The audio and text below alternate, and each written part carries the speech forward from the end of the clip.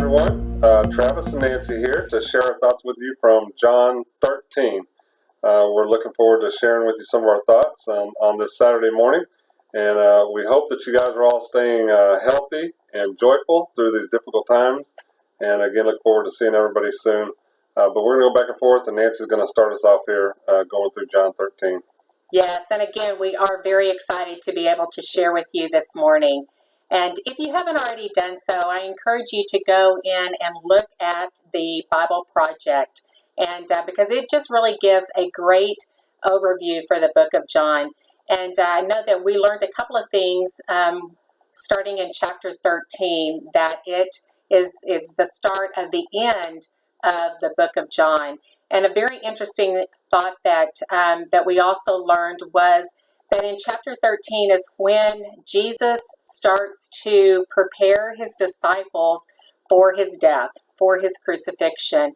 And I don't know about you, but I was just thinking about, gosh, what frame of mind Jesus must have been in. I'm sure that he was very sober and very, maybe down, but very determined to leave a legacy with his disciples of really loving them and showing his love for them, but then also for them to love one another and for them to take care of each other.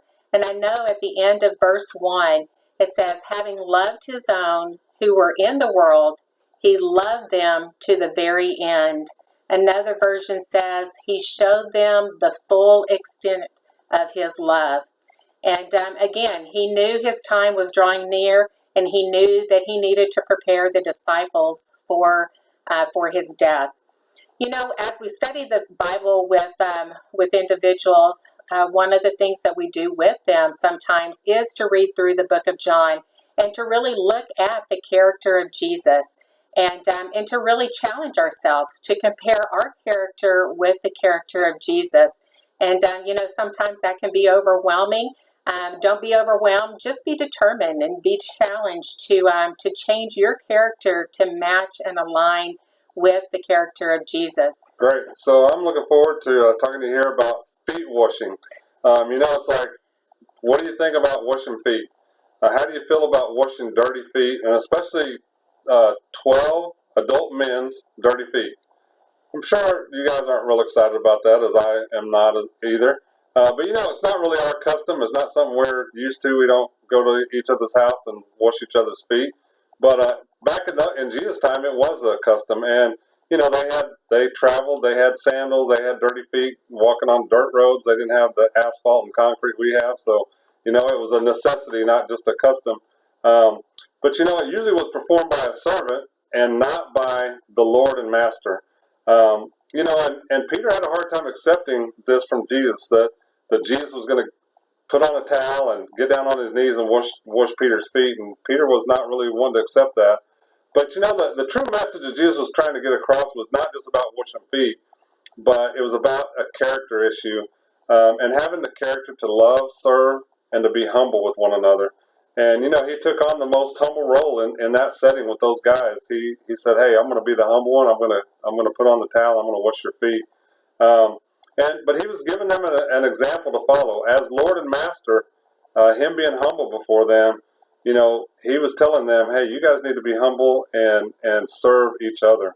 So today for us, and as we went through it, the story for us is washing feet is just an example for us to serve one another, to give to our brothers and sisters, and not only to brothers and sisters, but also to the people in the world around us, even the people that we struggle with. You think about it, Judas was among those 12 that Jesus got down on his knees and washed Judas's feet. And none of the disciples were like, hey, why are you washing his feet? He blended in with everybody else, but Jesus loved him just the same. And so that's really, I think, a lesson we can take away and really think about how we deal with even people who, in this time, that may make us struggle, through being cooped up in the house or, whatever work situation we might have, but just being humble and patient. Yeah, so I'd like to share with you just a couple of ways maybe that you can do this and be like Jesus in your own character.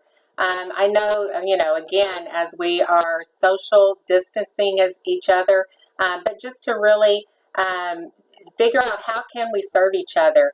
Can we call and encourage someone, but also can we just listen? Listen to someone that is going through a hard time. Listen to someone that may be anxious for the things that are ahead of us. Someone that maybe has lost their job, and just really be the peace and the hope that they need. We can write cards to each other. We can still drive through at the post office and drop off cards. We can call one another, and mainly we can just pray for each other. There are lots and lots of prayers requests out there. There's a lot that we can be praying for. And if you're not a member of the Southwest Prayer Facebook page, I encourage you to get on and just see there are multiple needs, multiple prayer requests that if there's nothing else to do, you can pray for each other. So just to kind of end that one up, I want to encourage you is like, hey, who have you called this week? Hey, it's Saturday. Give somebody a call and encourage them before Sunday gets here. That'd be a great thing to do today. That's right. So the next thing I want to talk about just quickly here is it talked about in John 13 and verse 21, it said Jesus told them that somebody was going to betray him. And it said that he was troubled in spirit. And Jesus was real. I appreciate what Denidra talked about the other day about Jesus's, I forget how she said it, straight talk, I think was what it was.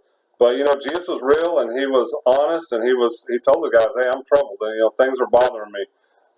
So, during this time of social isolation, are you finding ways to connect with someone? And I think that's important for all of us. Are we being open about what troubles us? We can still be open about our sin. We can, talk to somebody on the phone.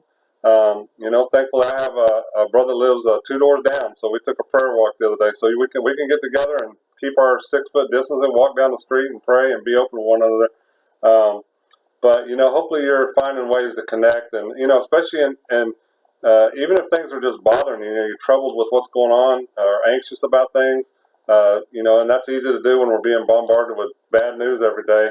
But don't let it make you weird. Stop and get open with somebody, pray about it, and just take some time to talk about what's going on with you. And something to think about in that light too is, at the end of that passage right there, it says Judas went out from them, and the last part of that says, and it was night. And it reminds me of John chapter 3, where Nicodemus said that, or where Jesus talked to Nicodemus and said he came to Jesus at night, and the whole theme was kind of light and darkness. And Judas, and it kind of reminds me of that, where Judas kind of went into the darkness right there. And Jesus, the Bible just points that out. And it just stood out to me to make sure that, hey, I'm not allowing myself to be in the darkness during this time of kind of being separated from the body. And the last thing we want to talk about in the last segment of the book of John chapter 13, it talked about Jesus predicting Peter's denial.